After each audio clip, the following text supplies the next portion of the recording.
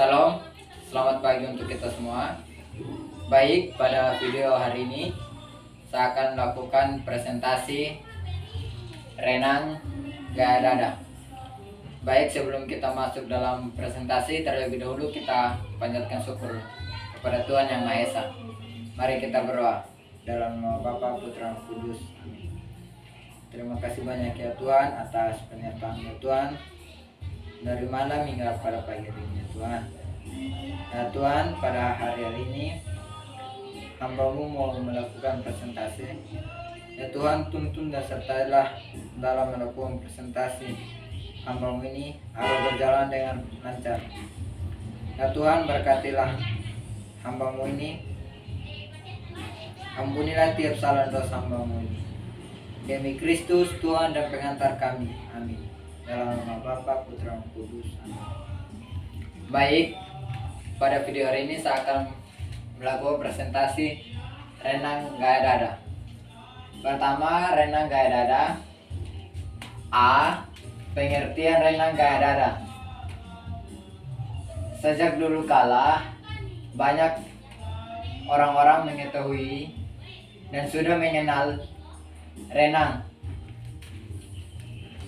tetapi tidak dengan peraturan yang berlaku dalam renang. Dan renang yang kita ketahui sekarang yaitu renang yang ada peraturan-peraturan, seperti mulai dari renang gaya bebas, gaya dada, gaya kupu-kupu.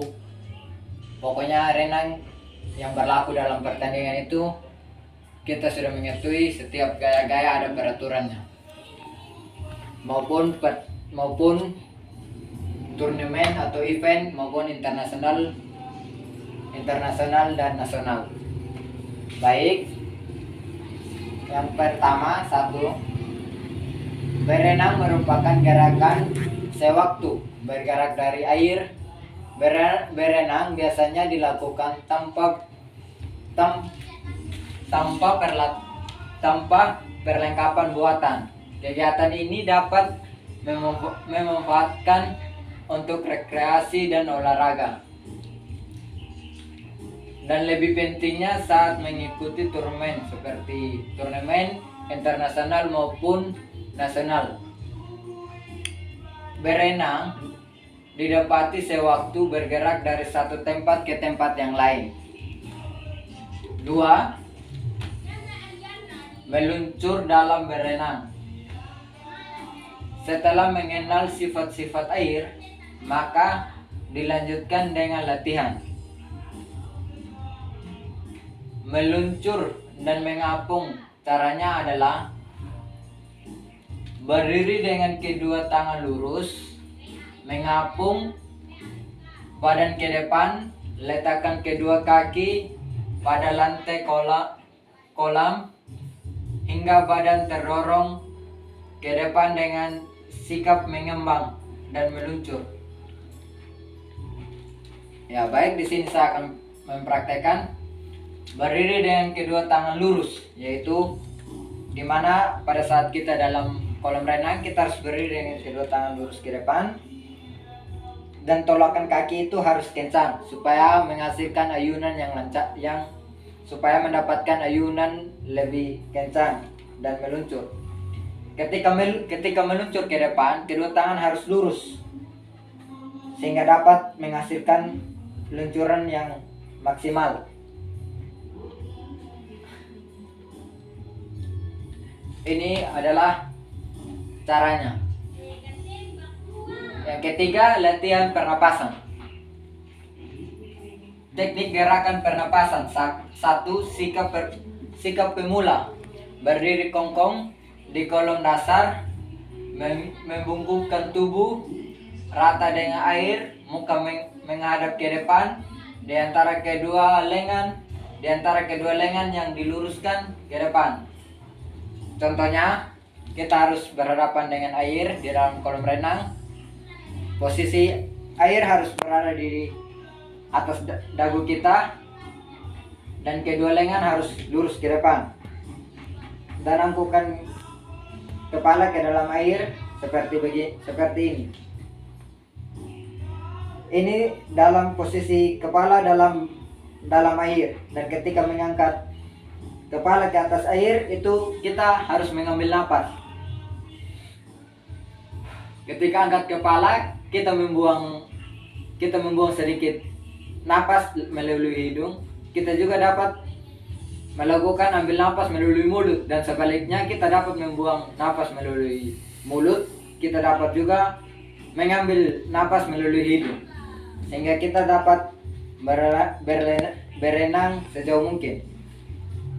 2. Gerakan pernapasan. Ini gerakan pernapasan dilakukan dengan memutar kepala kiri atau ke kanan sehingga mulut mengambil napas.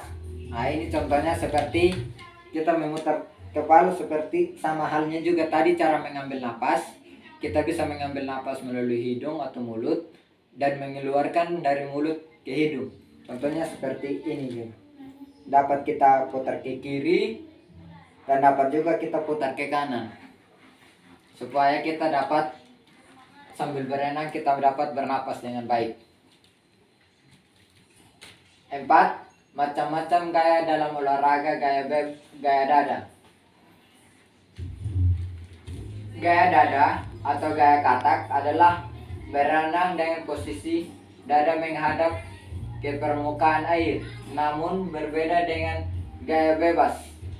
Batang tubuh selalu dengan keadaan tetap. Gaya dada merupakan gaya berenang paling populer untuk renang rekreasi. Contohnya seperti gaya renang ini rekreasi, seperti kalau kita sedang liburan, kita biasa ajak kawan-kawan atau bersama dengan keluarga, kita pergi ke kolam renang. Biasa orang rekreasi itu atau liburan di kolam renang biasa terjadi pada gaya renang gaya bebas. Biasa orang memakai gaya bebas. Ini yang keempat. Yang kelima, hal-hal yang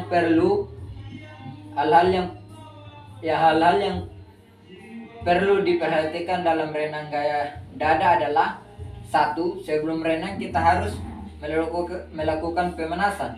2.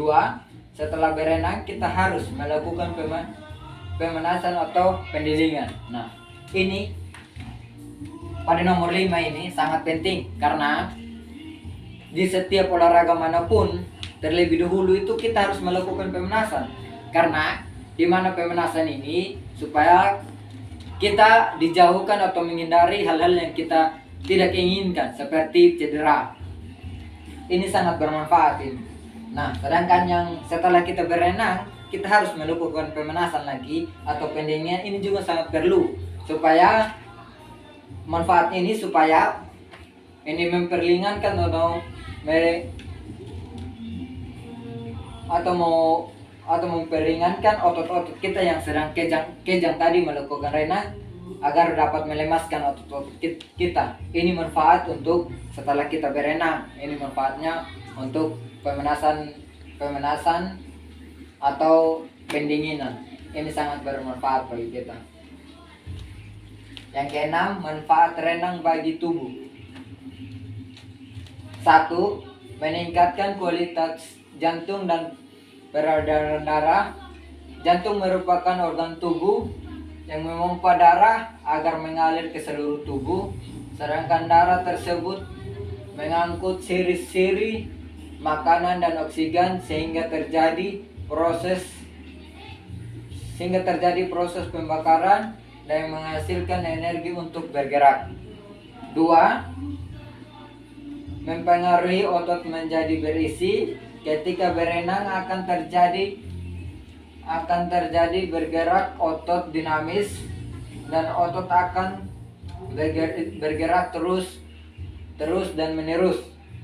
Hal ini akan membuat serabut otot bertambah banyak dan bertambah kuat, sehingga otot-otot banyak akan kelihatan lebih berisi atau padat. Ini juga sangat bermanfaat bagi tubuh kita, karena dengan berenang juga dapat meningkatkan otot yang lebih bagus, kebugaran yang lebih bagus, dan kelebihan, dan juga dapat meningkatkan kenaikan badan kita seperti tinggi badan, ini otot padat dan semakin berisi. Ini yang keenam. Dan yang ketujuh, saran saya di sini adalah berenang merupakan olahraga yang bermanfaat bagi kesehatan tubuh kita. Jadi haruslah mengikuti secara kontinu seperti ada hal-hal yang menghambat kita,